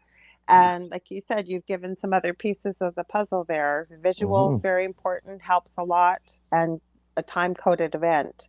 Hmm. Yeah, That sounds very similar to what that book, the Celestine Prophecies, that I read a bunch of years ago. There with manifesting future events and stuff like that, and that's right. putting the energy out there, and things will drop in there. But you have to be aware of what's around you. If you're very narrow-minded and not thinking, your eyes don't see and you don't feel that energy come in that direct you down the proper path that you were headed towards. Yeah. Okay, we got an interesting comment here. Hi, Stuart Hallett. Thanks for joining us. Now, I haven't heard anything about this, but he says there was a large humanoid figure by the moon in India. We don't normally have these breaking, interesting news comments here, but I don't know. Did you guys hear anything about that? No, but that sounds a little bit close to what that Project Bluebeam was about, putting out a huge figure. I think they were talking about putting Jesus to be up in the sky that would be around the earth, or some sort of religious figure, so that people would think that this was disclosure or some sort of second coming, right? Because that just sort of seems like a little bit of this magic trick. It's all magic that these government people are using there to deceive people. Well, I want to ask Stuart, when did this happen, Stuart? We'll see what you post there. So, Aki, what are you doing? We got about 10 minutes, if that. What are you doing with the mastermind? What's going on with that? What do you got going on? I didn't get a chance to talk to you over the holidays. So, where are you guys going with things with your podcast and with the Well, mastermind and we're having a lot of fun with the mastermind. We assemble a really powerful group of minds. And on Sundays, we get together and we visualize into existence amazing things sometimes. Just a small example was that about 2.5 weeks ago now, one of the members, he said, my wife is in the hospital with COVID in a really bad way. Mhm. So we wrapped our mastermind around her, and for some reason, I kind of spit out like she was going to be home the next day. Did we have Mhm. a quick recovery? Mhm. That evening, he called and he said, my wife's home. She recovered so Wow. fast that the doctor said there's no need for us to keep you here anymore. So he sent her home. Right. Now she's back out driving cars and cooking dinner again. She's I'm fine. sure most people know, but people that don't know what the mastermind is, can you refresh your memory for them, Now, Aage? the definition of a mastermind is when two or more minds are united in harmony, they create a third mind, Mhm. which is the potential mind power of the two or more of them multiplied by each other. Mhm. So if 1,000 people get together to focus on one thing and the completion of one thing in colorful images and emotion and all the spiritual language involved, now 1,000 times 1,000, that means that you got the mind power of 1,000,000 minds, and that is Mhm. powerful. That Mhm. alters reality within the physical arena. Mhm. And we do this every Sunday. And if somebody want to come and check it out and see how they can do some amazing things for themselves, then just send us an email to the mastermind connection at gmail.com. The Mhm. mastermind connection at gmail.com. And I'll send you some information with a link, and you can come and check it out and participate. It's a video type of thing, but you don't have to go on video if you don't want to. So kind of a little bit of privacy, I guess, is okay too. But we have done some really incredible things for people that has gotten in trouble in different ways.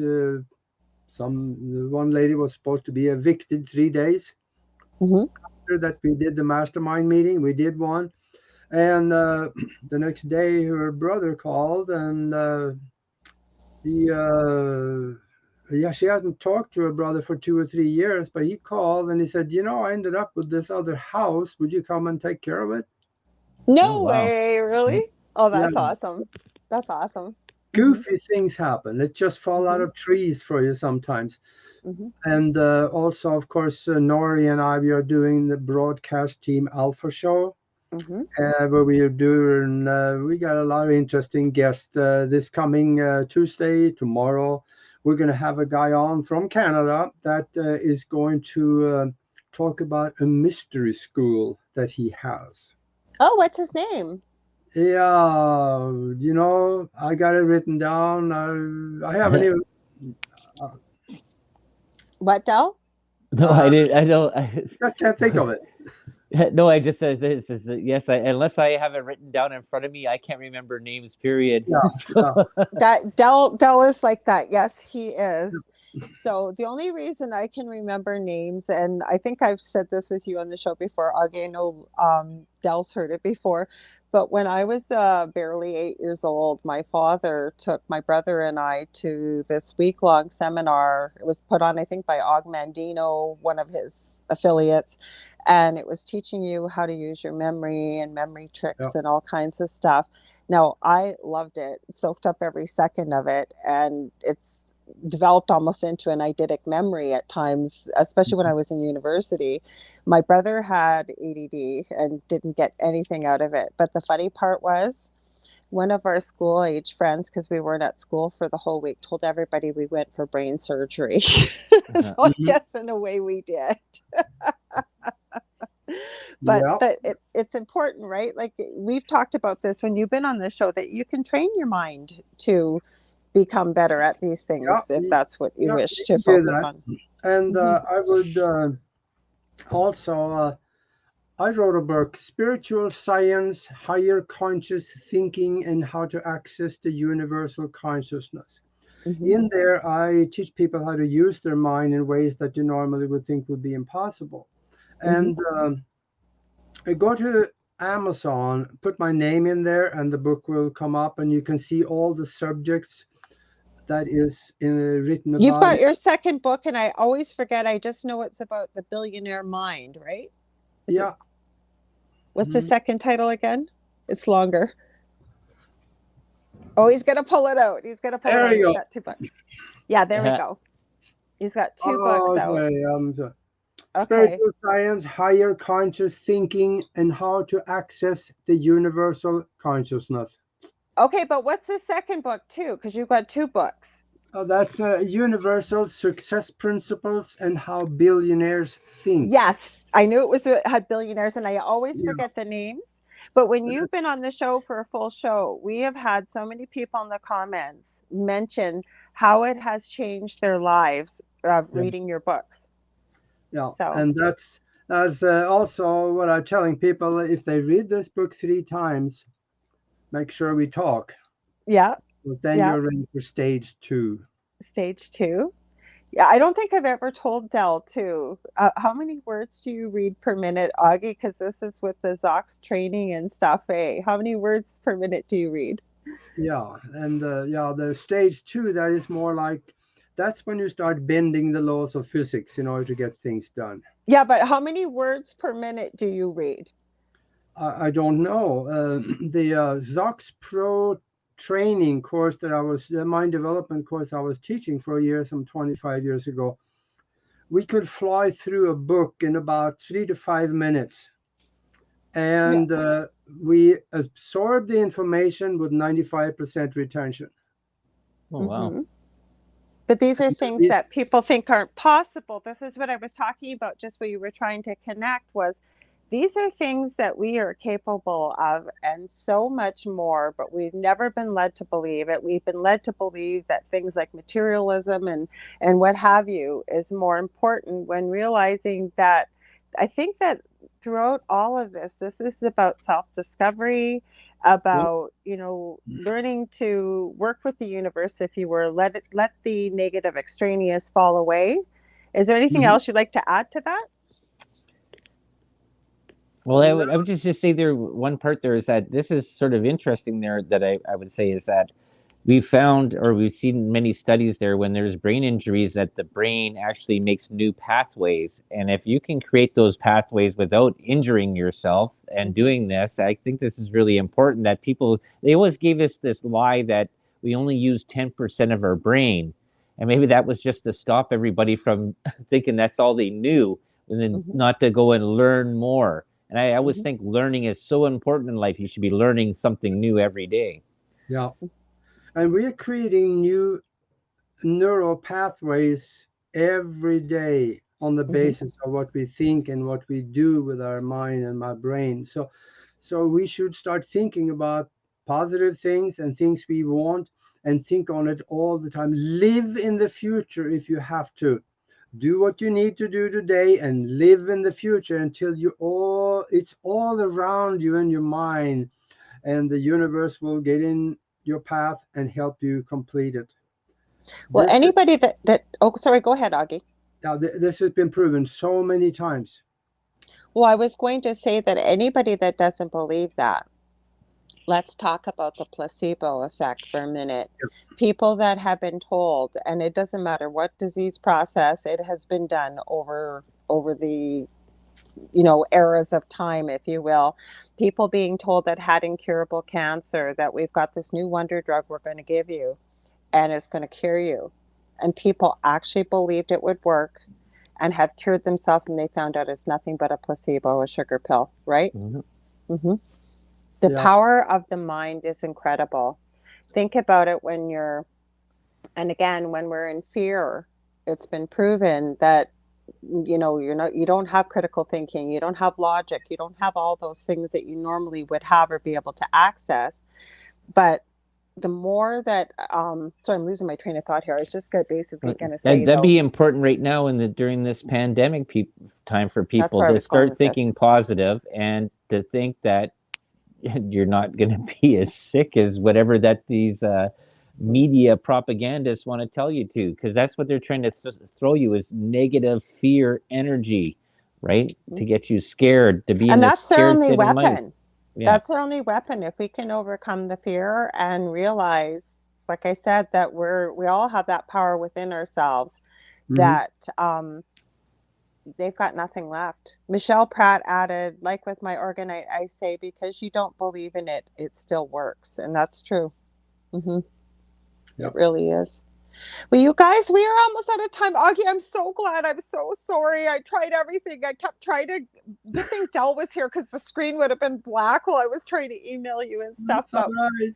where can people find you? Where can they watch your show tomorrow night? Well, And we can you watch it on YouTube with the Broadcast Team Alpha. We will be there, and also at broadcastteamalpha.com. We'll be transmitting live there, and of course on my Facebook page will be yeah, under my name, and a bunch of other places, about 8 or 10 different platforms okay, out there, 3 TV stations and things. So, but okay, you'll find us. And of course, after the show, then we'll post it on my Facebook page and many other different places. So you can find it. It could be okay. interesting. And go to Broadcast Team Alpha and look in the shows. You're going to find something that's is going to make your hair stand up. We still didn't even get to your regular site, Aage-Nost, and it's got all those pictures of, like, I share those 3 videos you and Nori did about strange things found on Mars, on the moon, and on Earth. You can't believe I have them saved on the front page of my phone because I share those with so many people when I tell them about those. It's crazy Now, stuff, you guys. Hmm. those documentaries were fun to make because we find pictures of people walking on the Yes, moon without spacesuits, yes, NASA prints, yeah. NASA prints and people on Mars, Hmm. buildings on Mars, Yep. and a 3,000-mile long cigar shaped ship floating on the outer ring Hmm. around Saturn. Yeah. And you tell people where you got them from too. So Mhm. that's what I think makes it even more credible. Well, I know that I've known you for how many years. I know what you found is what you Yeah. found. But for somebody, say, watching it that's never seen it, you're very honest with people about where you've gotten it. If people can get a copy for themselves, you tell them how in the documentaries. But he has got some crazy pictures on your personal website, right? Of things you have Yeah. seen that's strange in the world. So check that out. Deli, where can they find you? You can find me here on UPRN Thursdays at 7 p.m. Eastern. It's the delicious recipe, and we talk about all this stuff. We throw everything in the pot, and then we see how it tastes at the end. Yeah, you don't tell people what to think, you let them decide for themselves. Hmm. And I'm Lorilei Potvin. If you want to get a hold of me, you can get a hold of me on facebook.com/the Angel Rock. Keep your eyes open because I am presently in the process of finally opening up my shop with all the resin pieces and be quite a few spiritual pieces in the way of crystal charging plates, pendulums, runes, you name it, even things like chessboards. So I'll update you guys more with that as time goes on. I have 2 groups on Facebook: Paranormal University for all things paranormal, and then the Angel Rocker Tribe for many of the things we talked about with Augie tonight here, as well as with Dell. And I'd love to have you guys join. I want to send you all so much love and light. And again, although we talked about kind of what happened this year as well as where we are at right now, if anything, please focus on exactly what Augie was talking about. I know I talk about it quite a bit about focusing on what we want to see, not what we don't. And I think he gave some really good practical advice here. So we will see you next Monday. I'm working on a guest for you guys. Not quite sure yet who. They fill up pretty quick, the spaces, but we've got some great guests coming for you too. So take care, and we will see you next Monday, everybody. Have a good one. Thanks for being here, Augie and Dell. Live long and prosper. Live long and prosper.